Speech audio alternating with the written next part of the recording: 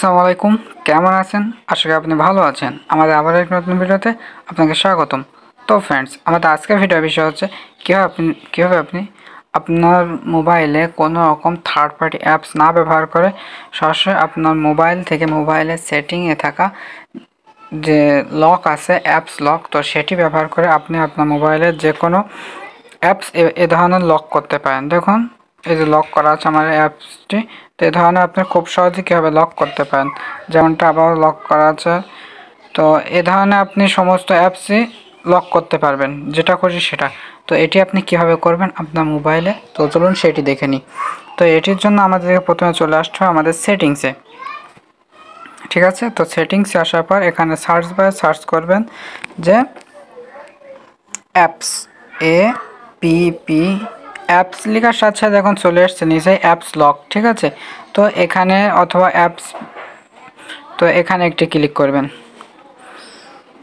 করার পর এই যে দেখতে পাচ্ছেন যে অ্যাপস লক, তো এটি দেখাচ্ছে সরাসরি, তো সেখানে একটি ক্লিক করে দেবেন আবারও। তো এখানে ক্লিক করার পর যেহেতু আমি আগে থেকে সেটিং করে রেখেছি, তো আমার এই লকটাকে খুলতে হবে। তো পুরাতন লকটা আমি দিয়ে দিলাম। দেওয়ার এখন দেখতে পাচ্ছেন যে এইখানে আমি যতগুলো অ্যাপস লক করে রেখেছি, তো ততগুলো সমস্ত অ্যাপসগুলো এখানে শো করতেছে। ফেসবুক, জিমেইল, ইমো, মেসেঞ্জার বা সমস্ত ফাইল আমি লক করে রেখেছি। ঠিক আছে, অটোমেটিক। এছাড়াও যদি আমি চাই তো এখন আমি এগুলো সব কিছু লক করতে পারবো খুবই সহজে। তো দেখতে পাচ্ছেন এগুলো চাইলে আমি এই লক করার জন্য শুধুমাত্র এই যে এরকম করতে হয়। ঠিক আছে, এভাবে।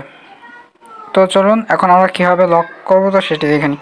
তো তার জন্য আমাদের উপরে দেখছেন 2 ডট দেওয়া আছে এই যে লাইনের, তো এই 2 ডটে আমাদেরকে একটি ক্লিক করতে হবে। তো তারপর ক্লিক করার পর আপনার সামনে সেটিংস চিহ্ন আসবে, তো এই সেটিংসের উপর একটি ক্লিক করবেন।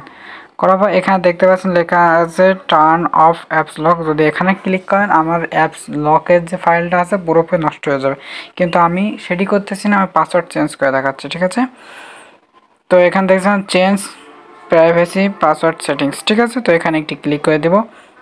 আপনাদের একই সিস্টেম আসবে। তো তারপর এখানে ইন্টার প্রাইভেসি পাসওয়ার্ড, তো এখানে আমাদের যে পাসওয়ার্ডটা আছে সেটি প্রথমে দিয়ে দেব। তো দিয়ে দিলাম। ঠিক আছে, দেওয়ার পর এখন দেখতে পাচ্ছেন চেঞ্জ পাসওয়ার্ড, তো এখানে একটি নতুন পাসওয়ার্ড দিয়ে দেব। আগে ওল্ডটা দিতে হবে, পুরাতনটা। তো পুরাতনটা দেওয়া শেষ, এবার দেখতে পাচ্ছেন ইন্টার নিউ, তো এখন আমি নিউ পাসওয়ার্ড দিচ্ছি।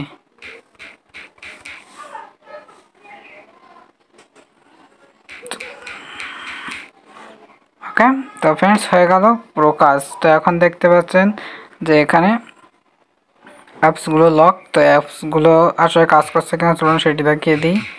ব্যাকে চলে আসলাম আমরা।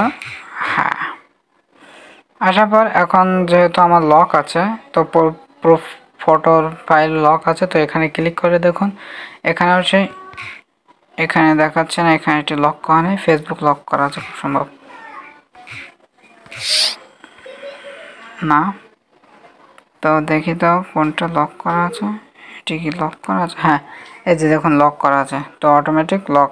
এখানে শুধু পাসওয়ার্ডটা এন্টার করলেই হয়ে যাবে।